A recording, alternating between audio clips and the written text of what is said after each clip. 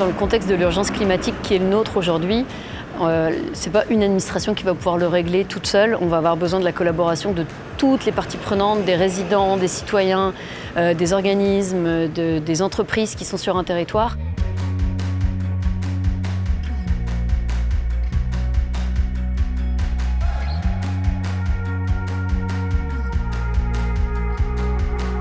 On s'est rendu compte que beaucoup de citoyens à travers le quartier étaient préoccupés par des enjeux de sécurité aux intersections.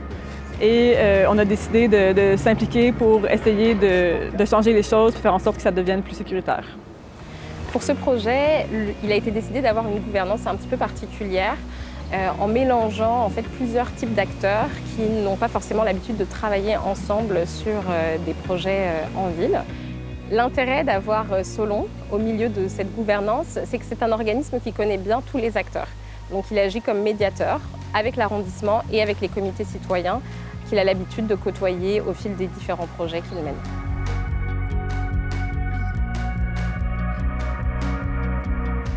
C'est une occasion qu'on a rarement comme citoyen de pouvoir participer vraiment activement à l'aménagement de notre quartier. Il y avait une complexité aussi au niveau du projet avec les parties prenantes parce que, bon, on a des attentes des citoyens, on a les attentes des élus, on a, nous, en tant que fonctionnaires, différents paliers ou directions qui a ses objectifs aussi, donc c'est de faire comprendre tous les bénéfices du projet des citoyens. L'important, c'est vraiment de bien s'armer dès le départ et de bien mentionner c'est quoi les objectifs du projet et c'est quoi les limites de chacun. Que ce soit en déneigement, que ce soit en entretien des puisards, en circulation, il faut parler à tout le monde. En tant qu'administration, on est plutôt habitué à aller mettre des bollards ou de la peinture jaune sur le sol et pas vraiment des projets dans lesquels les citoyens peuvent être impliqués. On sait que la mobilisation, c'est long, ça prend des ressources et c'est souvent sous-estimé dans ce type de projet, tandis que de le faire main dans la main avec les citoyens, ça va probablement aller moins vite que si on le fait uniquement avec des fonctionnaires, mais au final, on va avoir des projets qui sont beaucoup plus ancrés sur le terrain et qui répondent beaucoup mieux aux enjeux du territoire.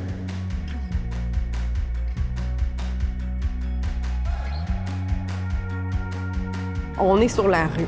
Donc, il y a des règlements, des règles à suivre au niveau du Code de la sécurité routière, que ce soit aussi du dégagement nécessaire pour la circulation véhiculaire, au niveau de la complexité des hauteurs à respecter. Et il y a aussi des normes, par exemple, d'entretien, que ce soit pour les puisards, que ce soit pour justement la circulation automobile, pour les manœuvres des camions. Un défi, ça a été le manque un peu de flexibilité dans l'application des règlements pour la mise en place des saillies. Il y a plusieurs intersections où la saillie n'a pas pu être installée du bon côté de la rue, par exemple, là où les citoyens avaient identifié un enjeu de sécurité, parce que ça ne répondait pas aux critères exacts d'un point de vue réglementaire.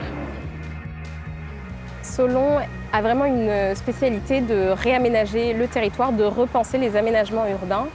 Et on fait face parfois à des problèmes réglementaires. Et le LICER étant spécialisé dans toute la recherche sur les bloquants et sur les innovations réglementaires, c'était vraiment le partenariat idéal. Et il y a des exemples vraiment fascinants de choses qui ne se seraient pas faites sans la pression citoyenne. La dernière étape, c'est même d'avoir des changements réglementaires qui peuvent faciliter ce travail-là pour les citoyens, pour que le poids repose non pas sur les personnes qui proposent, mais par exemple sur les personnes qui vont s'opposer.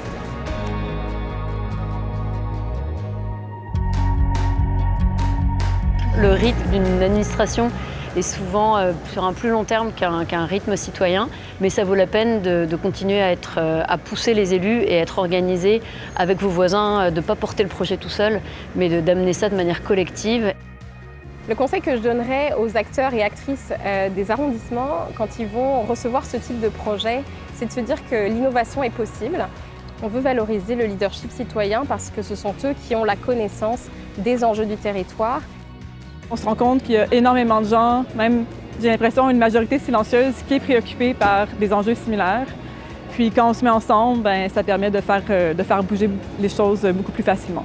On peut avoir un impact beaucoup plus grand que ce qu'on imagine souvent.